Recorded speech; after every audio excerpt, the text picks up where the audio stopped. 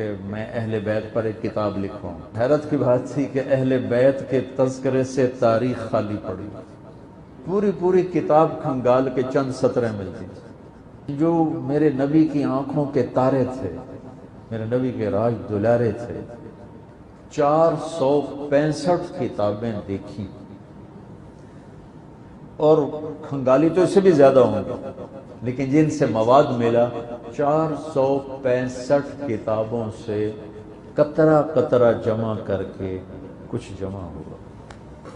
تو میں نے ایک چھوٹی سی کاوش کی ہے، دعا فرمائے اللہ اسے قبول کرے، کہ ایک کتاب لکھوائی ہے، 625 صفحے کی وہ کتاب تیار ہوئی ہے، کہ مواد ہی نہیں ملتا تھا۔ میں کہا شاید جب اللہ مجھے دوستو، کیا آپ مولانا کی اس بات سے متفق ہیں کہ تاریخ اہل بیت کے ذکر سے خالی ہے؟ کیا کتب احادیث میں اہل بیت کا ذکر نہیں ہے؟ مولانا صاحب کس دنیا میں رہتے ہیں جنہوں نے 465 کتابیں کھنگالیں اور جناب قطرہ قطرہ کر کے انہیں ایک کتاب لکھنے کی سعادت انہیں ملی؟ میرے خیال میں اگر 2-4 کتابیں آپ اٹھا لیں، آپ موٹی کتاب بنا سکتے ہیں اہل بیت کے ذکر۔ بخاری میں اہل بیت کا ذکر ہے، مسلم میں ہے، نسائی میں، ابن ماجہ میں، تمام کتب احادیث میں اہل بیت کا ذکر ہے، اور سینکڑوں روایات ہیں، ایک دو نہیں۔ تو یہ کیا بتانا چاہتے ہیں؟ مطلب آپ اہل بیت سے محبت کا اظہار اس طرح کریں گے کہ جناب میں نے کتاب لکھی ہے، 465 کتابیں میں نے یہ پڑھی ہیں، ان میں سے قطرہ قطرہ کر کے جمع کیا ہے، یہ آپ اہل بیت سے محبت کا اظہار کر رہے ہیں، یا اپنے آپ کو بڑا بنانے کے لیے اور اہل سنت پہ الزام ڈالنے کے لیے ایسی باتیں کر رہے ہیں؟ اگر آپ نے صرف مشکات المصابیح اٹھائی ہوتی نا مولانا صاحب، اس میں آپ کو سینکڑوں روایات ملتی اہل بیت کے بارے میں، پورا ایک چیپٹر حضرت علی رضی اللہ تعالیٰ کے بارے میں، تقریباً 20 روایات ہیں، اور 40 سے 50 روایات ہیں اہل بیت حضرت امام حسن حسین آپ صلی اللہ تعالیٰ علیہ وآلہ وسلم کے شہزادوں کے متعلق۔ اگر آپ پڑھ لیتے ہیں نا، یہ 567 صفحہ پڑھ لیتے تو آپ کو معلوم ہو جاتا۔ تو یہ کس طرح، یہ کیا ہے؟ اہل بیت سے محبت ایسے ہوتی ہے کہ آپ دوسروں پہ الزام لگائیں؟ آپ نے سیر و اعلام النبلاء کتاب پڑھی ہے؟ اتنی ضخیم کتاب جو اس میں تمام اہل بیت کا ذکر ہے، تمام اماموں کا ذکر ہے، اور کئی اس کے صفحات ہیں۔ آپ نے تاریخ الاسلام پڑھی ہے؟ یہ کہاں گھوم رہے ہیں مولانا صاحب؟ اب آپ کہیں گے جناب وہ تو پہلے والوں کا ذکر ہے، سب کا ذکر ہے، تمام اماموں کا ذکر ہے۔ آج بھی اردو میں تمام اماموں کے بارے میں کتابیں ملتی ہیں۔ پتہ کس دنیا میں مولانا صاحب گھوم رہے ہیں؟ مولانا الیاس قادری صاحب نے اس پر کتابیں لکھی ہیں، ڈاکٹر طاہر قادری صاحب کی کثیر تعداد میں کتابیں ہیں۔ یہ امام حسن حسین رضی اللہ تعالیٰ کے متعلق ان کے 40 روایتیں نقل کی، 40 قطرہ قطرہ مولانا صاحب حضرت علی رضی اللہ عنہ کی شان میں 40 روایتیں انہوں نے صرف اس چھوٹے سے پمفلیٹ میں انہوں نے کتابچے میں جمع کی، 40 روایتیں، یہ قطرہ قطرہ کہتے ہیں۔ اور جب مرزا جہلمی ان کے پاس گیا، پھر مرزا جہلمی نے بھی، ظاہر ہے آپ کو پتہ اہل سنت پر کوئی وار جانے نہیں دیتے، جناب مولانا طارق جمیل صاحب نے کہا کہ اہل سنت کی کتابیں اماموں کے ذکر سے خالی ہیں، ناپید ہیں، ہاں بس امام علی رضی اللہ عنہ، امام حسن حسین کا ذکر ہے، باقی جو نیچے امام ہے وہاں تو آپ کو کچھ بھی نہیں ملے گا، ایک سطر ملے گی۔ مولانا صاحب اگر آپ پڑھ لیتے، کتابیں اٹھا لیتے، تو آپ یہ بات نہ کرتے۔ میں 2 کتابوں کا ذکر آپ کو کرنے والا ہوں، دکھانے والا ہوں، اس میں آپ دیکھیں گے کہ نیچے والوں اماموں کا بھی اس میں ذکر ہے، اور کئی صفحات پر محیط ہیں وہ کتابیں۔ یہ دیکھ لیں، 12 امام۔ مولانا صاحب آپ کس دنیا میں، آپ نے کتابیں نہیں اٹھائی، نہیں پڑھی؟ 12 امام، حضرت علی رضی اللہ تعالیٰ سے لے کر امام مہدی رضی اللہ تعالیٰ، تمام اماموں کا ذکر ہے، اور اس کے صفحات کتنے ہیں آپ دیکھ لیں، 912 صفحات ہیں۔ کہتا جناب خالی پڑھی ہیں، اور یہ ان کے رائٹر ہیں علامہ مفتی محمد فیاض چشتی صاحب، اسلام بک ڈپو سے کتاب چھپی ہے۔ پتہ نہیں کس دنیا میں مولانا صاحب گھوم رہے ہیں۔ یہ جناب اہل بیت کے نام یہ کتاب ہے، صرف یہ جو 6 اماموں کے بعد دوسرے 6 امام آتے، صرف ان کا تذکرہ ہے۔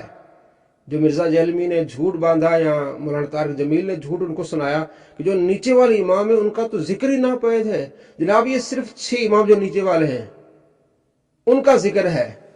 اب یہ کیا ہے؟ امام موسیٰ کاظم، امام علی رضا، امام محمد جواد، امام علی نقی، امام حسن عسکری، امام महदी रहमतुल्लाह अलैह, ये इनका जिक्र है। और सफ़ात कितने हैं ये आप देख लें जनाब, 646 सफ़ात पर किताब मुहित है, 646 सफ़ात पर। तो ये सारे झूठ बोल कर आवाम को क्या बताना चाहते हैं कि अहले सुन्नत की कुतुब में अहले बैत का जिक्र नहीं है। ये सफ़ेद झूठ है मौलाना तारिक जमील साहब का, और यही सफ़ेद झूठ मिर्ज़ा जहलवी बयान करते हैं। जनाब जब हम मौला अली रदी अल्लाह तआला को जिक्र करते हैं तो इनके चेहरों का रंग उतर जाता है। जब हम इनकी मस्जिद में मौला अली रदी अल्लाह तआला की शान में कोई हदीस लगाएंगे तो शाम तक इमाम को निकाल देंगे, झगड़े हो जाएंगे। अल्लाह अकबर, इतना बड़ा झूठ। अहले सुन्नत तो अहले बैत से मोहब्बत करने वाले हैं। हम इमामों का अदब करते हैं, उनके बारे में किताबें हैं मौजूद हैं, उनका जिक्र खैर है। हमारी हर मस्जिद में आप बाहर से जाएं, चारों खुलफा का जिक्र है, उनका नाम लिखो है। सैयदना अबू बकर सिद्दीक रदी अल्लाह तआला अन्हु, सैयदना उमर फारूक रदी अल्लाह तआला अन्हु, सैयदना उस्मान गनी रदी अल्लाह तआला अन्हु, सैयदना अली मुर्तज़ा रदी अल्लाह तआला अन्हु। इमामों का जिक्र है, इमाम हसन हुसैन का जिक्र होगा। कहीं आपको मिलेगा कि अहले बैत के शान में अशार लिखे हुए हैं। ये राफ़ज़ियों को राज़ी करने के लिए इस तरह की बातें करते हैं। आप हमारी महफिलों में तो आए, कितना जिक्र होता है अहले बैत का, हजरत अली रदी अल्लाह तआला का, हजरत इमाम हसन का, हजरत इमाम हुसैन का।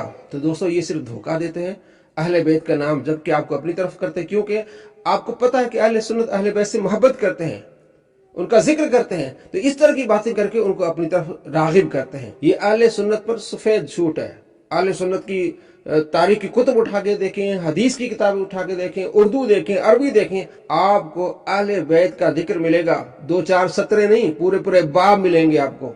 आप किताबें पढ़े, आपको मालूम हो जाएगा कि ये साहब और इनका चेला मिर्जा ये झूठे हैं, झूठ बोलते हैं। हम अहले सुन्नत अहले बैत से मोहब्बत करने वाले हैं। अस्सलाम वालेकुम रहमतुल्लाहि व बरकातहू। हुजूर नबी रहमत सल्लल्लाहु अलैहि वसल्लम ने इरशाद फरमाया, हजरत ज़ैद बिन अरकम रदी अल्लाह ताला अन्हु की मरवियात से है, फरमाया लोगों मैं तुम्हारे अंदर 2 भारी चीजें छोड़ के जा रहा हूं, जिनको रसूलुल्लाह भी भारी कह रहे हैं, वो कितनी भारी होंगे। एक तो अल्लाह की किताब छोड़े जा रहा हूं, और दूसरी चीज अपनी इतरत छोड़ के जा रहा हूं, अपने अहले बैत छोड़ के जा रहा हूं। तो इन दोनों के दामन को पकड़ लोगे तो कभी भी गुमराह नहीं हो गए। ये मेरे रसूल ने जमानत दी है। मैं अपनी उम्मत को लावारस नहीं छोड़ के जा रहा कि मेरे बाद वो भटकते फिरें, उन्हें कोई रास्ता ना मिले, उन्हें कोई मंजिल ना मिले। कहा नहीं, मैं तुम्हें मजबूत हिसार दे के जा रहा हूं, मैं तुम्हें वाज़े राह अमल दे के जा रहा हूं। सवाल यह है कि मेरे रसूल सल्लल्लाहु अलैहि वसल्लम ने तो अपनी उम्मत को 2 मजबूत चीजें दी और कहा कि तुम अगर इनको थाम लोगे तो गुमराह नहीं होगे। तो ये उम्मत 72-73 ग्रोहों में कैसे बट गई, ये फिरका फिरका कैसे हो गई, ये टुकड़े टुकड़े कैसे हो गए। तो उसकी वजह यह है कि किसी ने किताबुल्लाह को छोड़ा, किसी ने अहले बैत के दामन को छोड़ा। मेरे हुजूर ने फरमाया था दोनों के दामन को थामे रखोगे तो कभी गुमराह नहीं होगे। किसी ने किताबुल्लाह की बात तो की, लेकिन अहले बैत का बुर्ज सीने में पलता रहा, गुमराह हो गए।